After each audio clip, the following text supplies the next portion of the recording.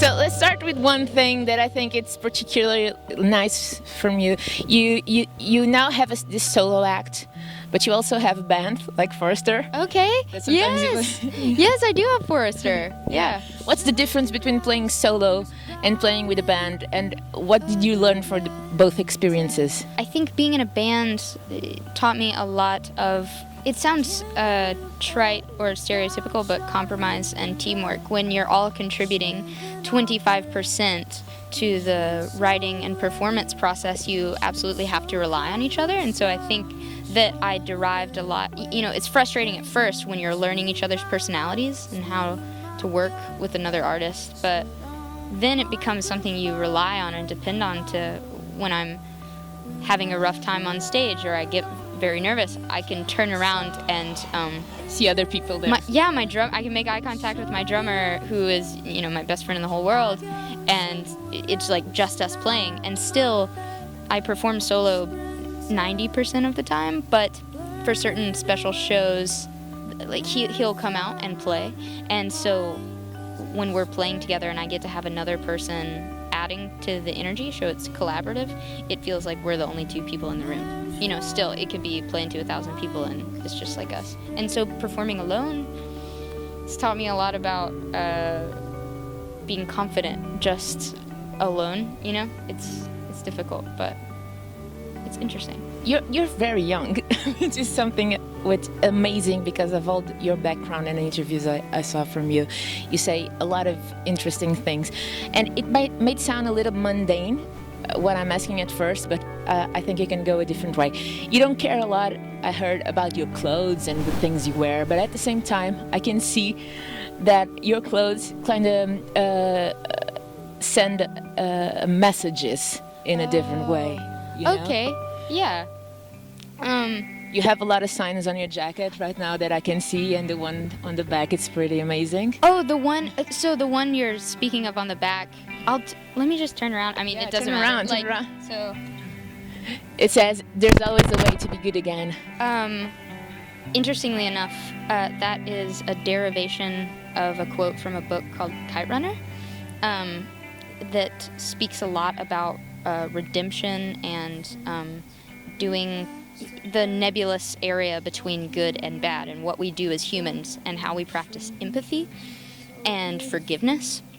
And I have a friend who runs an organization called Art of Survival in Boston, whose name is Craig Bideman, and he helps people who have experienced trauma work through and cope with that through making art, and this patch came from his organization.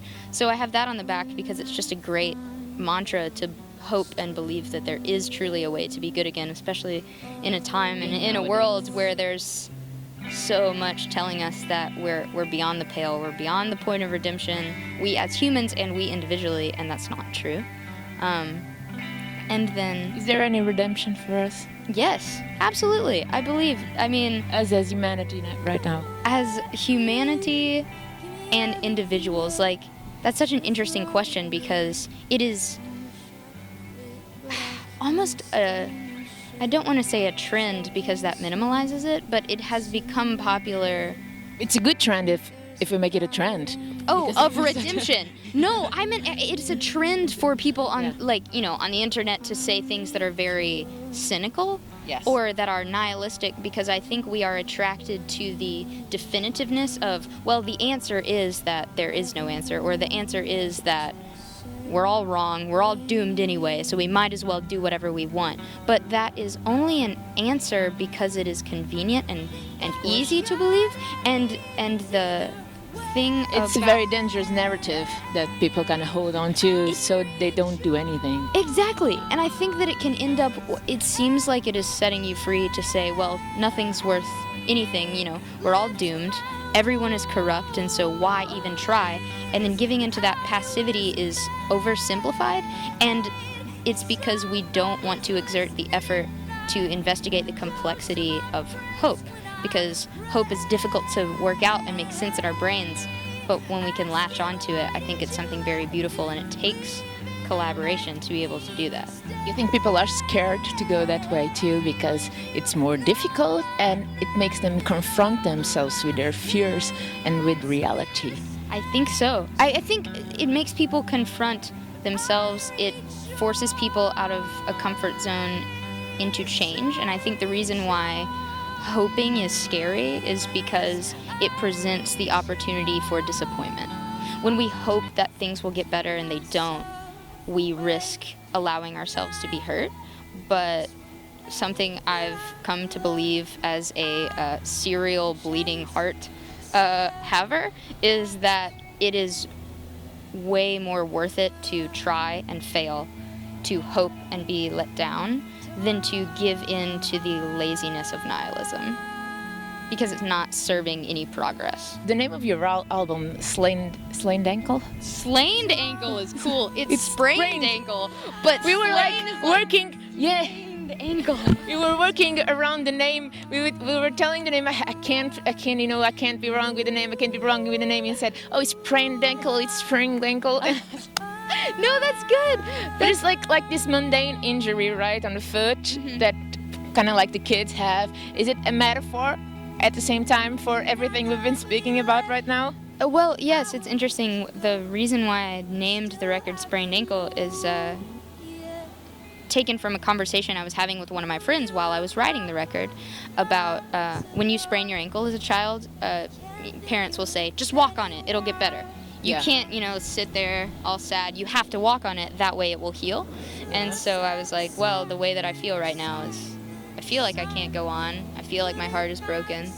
But if I just keep walking on it, it will eventually heal itself, which is what we've been talking about so far, right? Like, just because our collective ankles are sprained, because our collective hearts are broken, does not mean that we get to give up and go home. There's a Rebecca Solnit quote, it's always too early to give up and go home. And I think that's awesome. Anytime you want to give in or give up, it's like, it's always too early. Like, just stay a little bit longer, try a little bit harder, Yeah. And I know you're really into literature. Okay. Yeah. And you're taking a literature course, right? And a Spanish course? Oh, wow. Okay, so actually not currently. That was a while ago. I've kind of put school on hold because I'm touring so extensively that it's difficult to keep up with. I just can't be on campus. But I did, the last semester I was in school was Spanish Lit, and I loved it. I actually was supposed to have a Don Quixote tattoo, but my artist broke both her legs in a freak accident. But you have a lot of tattoos, and you have tattoos from this professor that kind of influenced you a lot. Oh, yeah, these. Okay, so these. Can you show them? Yeah. Well, here, they're for me. So they're for me to read. Okay. But they're backwards. They're backwards. So like, so they're from Gabriel Garcia Marquez. Book, 100 Years of Solitude, where all the people... that book, one of my favorite books. Really? Yes. One of mine too. Yeah. You know the part where... I just cried when he died a few years ago. It was so sad. I know. Yeah. I know. I was like, no more from you. But we still have his books to remember fondly. So that's South American literature. Yeah, but there's... So there's Spanish literature that we've been talking a lot on this tour about... Garcia Lorca and Cervantes, obviously. But I know that some of my other favorites, like like Borges, Luis Borges, and obviously Garcia Marquez from Colombia. And it's so cool because he does magical realism that is just fantastical. But then he has these interesting short stories that are very politically oriented because of his involvement in the Colombian thing. But I don't know. He's a fascinating individual. Actually, you know that he couldn't sell 100 Days of Solitude in just in the final kind of book. He couldn't because he didn't have the money to print it all. Isn't that sad? So he sent just a part. Yeah. And it was all the money he had. So if they didn't like it, it was totally broke. But his wife said, no, send it because they will want to know the rest. They will. And that's just so... That's faith. Yes, exactly. Because he was so... And you think about artists like that, or the American author Toni Morrison, or, people like Jose Marti, who, the poet Jose Marti, or is it... Or is it But Juan I really Martí? love Lorca because Lorca also influenced an artist that I truly adore, and I actually, in a kind of weird way, kind of connected with you. It's Leonard Cohen. Yes. Okay. It was I like love Leonard the Cohen. way he writes was very influenced by Garcia Lorca's kind of way of writing it. I love the Garcia Lorca poem Romanza de la Luna, Luna, Luna. Oh, It seems like it ties in with Leonard Cohen's lyrics so much because they both write about the being an outsider, you know, being kind of scorned or spurned by society and finding your own sort of home and identity.